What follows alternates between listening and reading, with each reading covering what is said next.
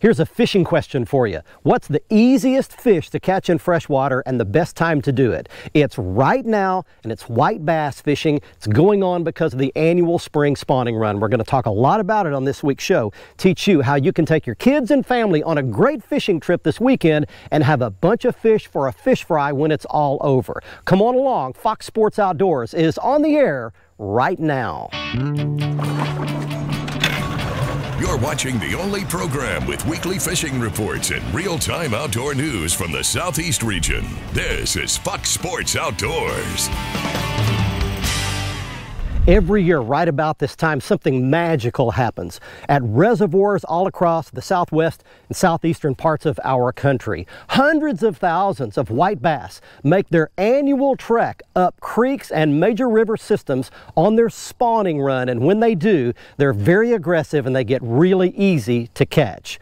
On today's show, we're going to go to one of my favorite white bass fisheries. Right here behind me is the Sabine River, as the locals call it. It's actually the far, far upper reaches of Toledo Bend Reservoir, one of the most famous bass fisheries in the country, but most people don't know about the great white bass fishery that is the Sabine River in the spring feeding Toledo Bend. We're going to take that Pro Team 195. It's my brand new tracker boat, one of its maiden voyages out today. Do a little white bass fishing and teach you how you can catch some this coming weekend at a river, creek, or feeder system near you. And while we're doing that, we're taking you around your local region for your fishing reports from our expert team of insider reporters on lakes, rivers, and bays near you. Hey, let's catch some white bass today. We're going to show you how it's done. Right now, we get you back to the FSN studios to get it all started with your weekend planner. Hello everyone, the salooner tables are indicating fair game fish activity for your first weekend of spring fishing. Peak morning hours will begin at 7:31 on Saturday and 8:30 on Sunday, with the best nighttime action taking place after sunset. The sun will rise at 7:16 and set at 7:47. And evenings will feature a first quarter moon that is 50% visible. We're coming right back with fishing reports from around the area. Plus, I'll return with crappie expert Wally Marshall to answer this week's Ask the Pro question. Stay with us. Fox Sports Outdoors is brought to you by Tracker Boats. It's more than a boat, it's a tracker. Mercury Outboards, go boldly. Lowrance and the new Hook 2, the world's easiest fish finder. And Louisiana Travel. Plan your fishing trip at louisianatravel.com. 1, 2, 3, up. Look at that fat dude. All right.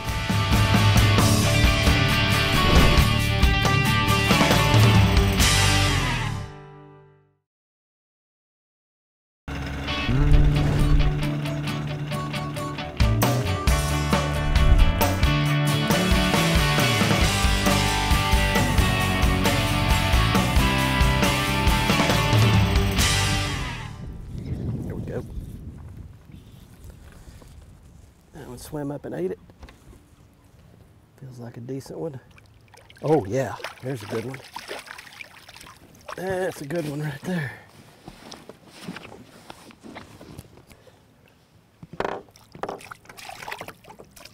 Well, let's just do this. 1, 2, 3, up. Look at that fat dude. All right, that is a female. Look at the little short length on that fish, but how fat and wide that fish is, full of roe right there. That's the females that come swimming up in the river, headed right up that little creek to go spawn. Wow, that's a lot of fun on light tackle. All right, back that fish goes, and let me work my way out of this hole.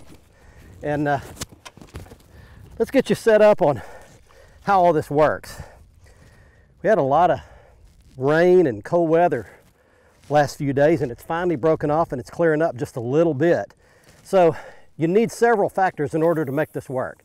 Number one is you need warming temperatures, preferably in the mid to upper 50s. Second thing you need is current. These fish, God just wired them up instinctively to be, there's another one, to come to the current.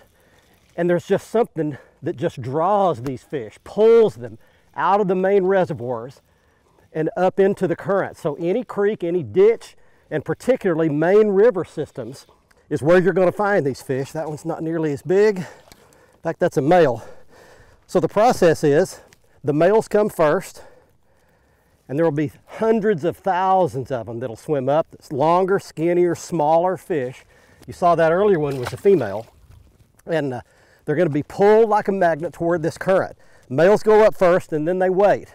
They don't make nests. They don't make beds like a largemouth or a smallmouth or a spotted bass does. They don't wallow out a spot on the bottom. They just move up in the current. The females will spray those eggs into the current, and then the males will come and fertilize behind them, and those eggs just free float in the current, and they'll kind of get caught in the little crags of the rocks and that kind of thing, and they'll hatch. And that's kind of the process for white bass. It starts typically in February, depending on where you live, could be early February, maybe late January even, and typically runs all the way through April and further up north even into May. So that's kind of your process for what attracts these fish, the spawning cycle, and it's an annual deal, folks. Every year when this starts, it is like clockwork. You can set your watch by it. In fact, here on the Sabine River, I was talking to some guys that come down every year from Kansas City, and they just they set their watch by this. Every year they can come and just catch them and catch them and catch them. It's a lot of fun. We're going to talk a lot more about it. We're all set up. Stay with us, though. Right now we're going to catch some fishing and lake reports from some other parts of the region. Mirror Lure, building quality saltwater lures since 1937. Turn on the bite anytime. Tie on a Mirror Lure. Well, spring fishing is well underway throughout the southeast coast. I was talking to Captain Greg Hildreth over on St. Simon's Island, and he says the sight fishing for redfish or red drum is just outstanding. He's catching them up in the creeks around the Golden Isles, and he says they're doing really well on surface lures catching these redfish. You'll see them waking or tailing and get ahead of them and make long casts, work those top dog lures, mirror lure type top dogs or Zara spooks across their noses, and they should do the rest. In Alabama, kept a Charlie Gray out of Dolphin Island. Says the lower bay, Mobile Bay, is on fire for sheep's head, catching them around the rigs and near shore rigs out into the Gulf. He says near the beaches along the Alabama coast also has been excellent for big bull redfish. Big schools of these 25 to 30 pound reds are available. Charlie says you can catch just about all you want and they'll hit almost anything. These are spawning fish. Anglers are encouraged to release all those big fish that they catch. In Mississippi, it's similar, great fishing for sheep's head.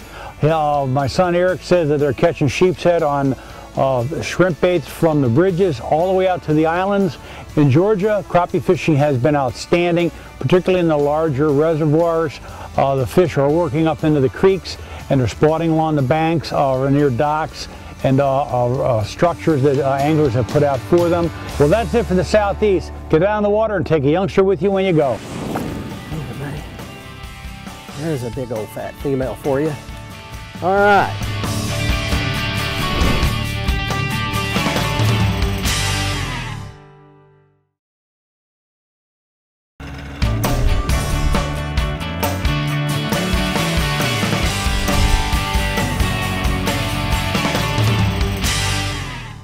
There we go.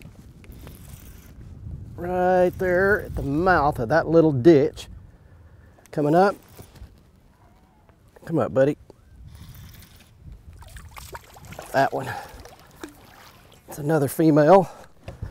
Not a huge female, but a female nonetheless. All right. Fat belly. Lots of fun to catch. Little swim bait. That's a rally grub. It's a Jean LaRue rally grub. Let me show you something here real quick. Look for ditches, creeks, and any kind of water running into the main river system. You can see right in front of me here, we got one little feeder creek and it's pouring right into the main river. So these fish are going to swim out of that reservoir, up the main river, and then they'll actually make a turn and go up any little side creek that they can find. The other cool thing is if you've got a muddy river like we've got right now, you can see where the mud and the little bit clear water are mixing. So they'll migrate toward that little bit clear water. Now white bass don't mind the mud. They'll spawn in the muddy water and you can catch them in the muddy water. We'll show you right down this line here. They'll show you a close-up of where this clearer water and the muddy water are mixing. And that's always a great spot. If you're running up a river and you see a little creek or ditch or something like that, always stop and fish it. Fish the mouth of it and then go up in it as far as you can go, and those fish will go all the way to the very back and spawn in the shallowest water that they can find. Creeks, ditches, any kind of side drains are always key. You know, fishing in the spring is all about the variables, be it wind, rain, sun, cold, warming trends, water temperature, water levels. All these things are pieces of the puzzle you've got to put together to figure out how to make them bite day in and day out. But speaking of biting, let me tell you where I would go in this 3-state region right now. Let's start in Mississippi. The bass are biting on Ross Barnett. They're pretty shallow, off color, lots of shallow cover fishing there, square bills, jigs, spinner baits, things of that nature. But if I'm in Mississippi right now, I'm going crappie fishing. I'm going Lake Enid, I'm going Sardis, or Lake Washington. You can catch them spider rigging soft plastics out of a boat, but my favorite thing to do down there right now is put on a pair of waders, get a long pole, and go dip a jig around flooded brushes, treetops, things of that nature. Alabama. Let me tell you what's happening in Alabama, and that is Wilson Dam. The smallmouth are biting, they're biting on Pickwick, but below Wilson Dam at the Pickwick Lake area there, the big smallmouth are biting very regularly. Now, let's go up to Tennessee. The crappie are kind of in a flux because of our water levels and all that stuff changing around, but let me tell you what's not, and that is the bass on Kentucky Lake. I'm always bragging about Chickamauga this time of year, but let me tell you what, the bass are biting on Kentucky Lake. They're biting good. Catching a lot of big smallmouth right now. It's a pretty awesome deal. The A-rig's real strong. Catch them on lipless baits, catch them on square bills, shallow. Guys, it's a pretty awesome time to go fishing in this part of the world. We'd love to see you here. God bless. At the heart of Kentucky Lake is a special place known as Paris, Tennessee. It's a place where fishing, hunting, dining, shopping, and family fun are all served with a side of Southern hospitality. We hope you'll join us soon and experience this world by the water. I've got my MotorGuide XI3 wireless remote control trolling motor up here, and I've just got it locked down where I can just make repeated casts into the same spot. There's one's got it. Don't you get in my trolling motor, don't you get in my trolling motor.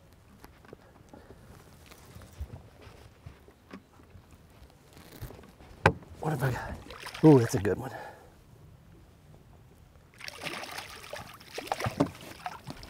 There we go. Come here, buddy.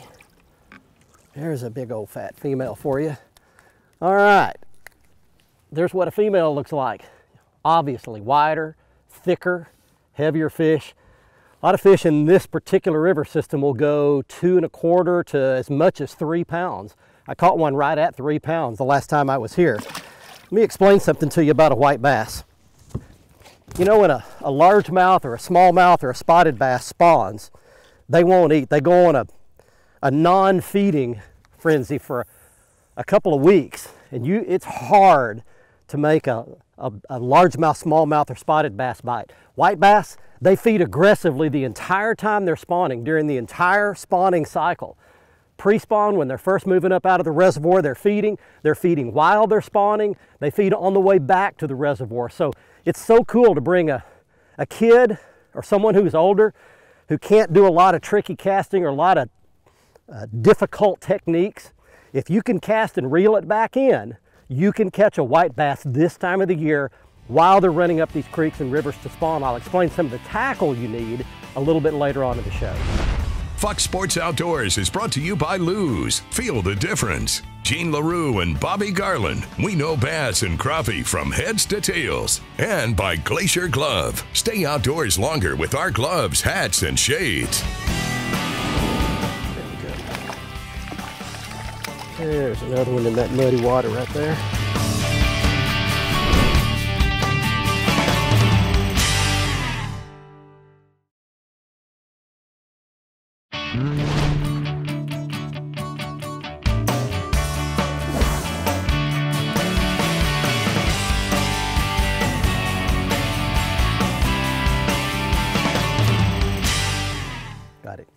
Got it.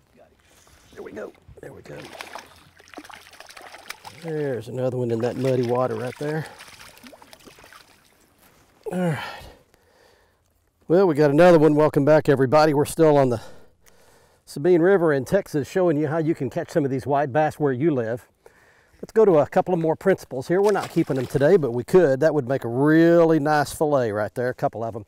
Notice right here, this is really muddy water in here. I mentioned earlier that these fish don't mind muddy water.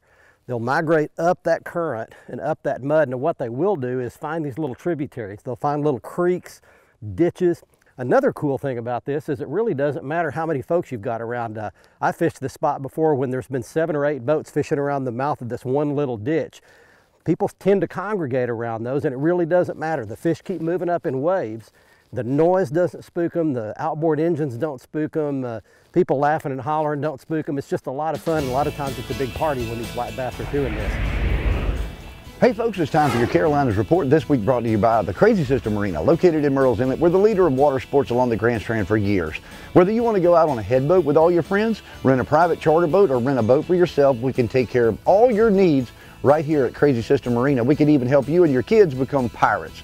Let's talk about the freshwater side of things in South Carolina. Lake Hartwell held the Bassmasters Classic. The weather was incredibly tough coming into it. A lot of confused fish, a lot of confused anglers. It's that same way right now. A lot of cold nights still. Those fish are still in that pre-spawn mode. You've got some fish that have gone and spawned, but they're still pre-spawn mode. Concentrate on the pre-spawn mode right now. You'll have a great time on your lake and where you are. Greg Carrigan, my good buddy up in North Carolina, tells me that on Lake Norman right now, he's having some confused days with the crappie. On those cold days, he's finding them out in those deep brush piles. On those warmer days, he's finding them up shallow, catching them on live shiners and jigs and having a great time. And I'll tell you what, going along the coast right now, waters are warming up, the flounder are moving in, the redfish are getting out of those winter schools. They're getting into some better patterns. We've got bait showing up. You can have a great time right now. Get out with some live mullet or live mud minnows on the Carolina rig and concentrate on those areas where those schools of redfish are going to be passing.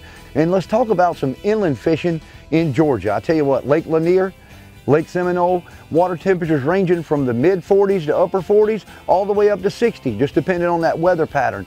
Down there as well, you want to really concentrate on those shallower areas right now and look for that pre-spawn mode down there on those spotted bass, and you'll have a great time on the water. This has been your Carolinas Report brought to you by Crazy Sister Marina. Remember, fish smarter, not harder, and keep your chaos organized.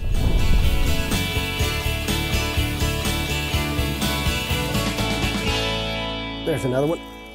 Man, they are stacked in here now. Come up. Come up here. All males. Every one of these a male, but man, they're a lot of fun to catch, one right after the next. All right, there you go. You can catch them on all kinds of tackle, by the way. Bait cast tackle, spinning tackle. You can catch them on a push button rod and reel like you would get for your kids. Cast real easy, and they'll bite anything that looks like a live bait.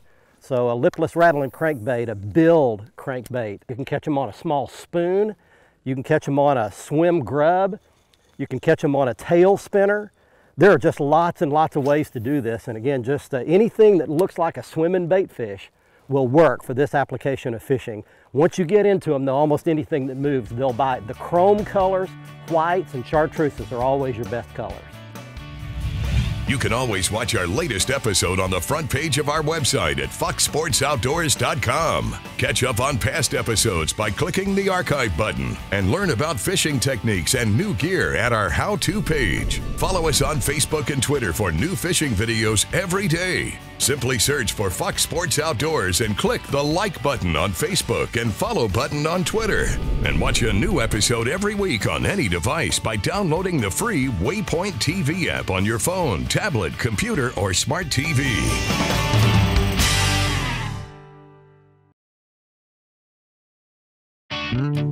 Fox Sports Outdoors is brought to you by MotorGuide's new wireless and easy-to-use XI3. XI batteries, powering the world forward. WAYPOINT Marine, the Gulf Coast's leading saltwater boating specialist. And Strike King, designed by the pros, fished by you. Welcome back, everyone. Let's get right to your Ask the Pro question for this week. Sam wants to know, when is it best to long line for crappie and when is it best to cast? For an answer, we asked the one and only Mr. Crappie, Wally Marshall. I'll tell you what, long line trolling is probably the best technique you can use post-spawn. That's because you're using multiple rods, you're covering a lot of area, and most of the crappie will suspend 3 foot to 4 foot deep in 20 foot of water. So if you're casting, your lure is going down below the fish. When you're looking for fish on your depth finder and can't see them, they've moved up into the water column. So I'm going to give you the best tip.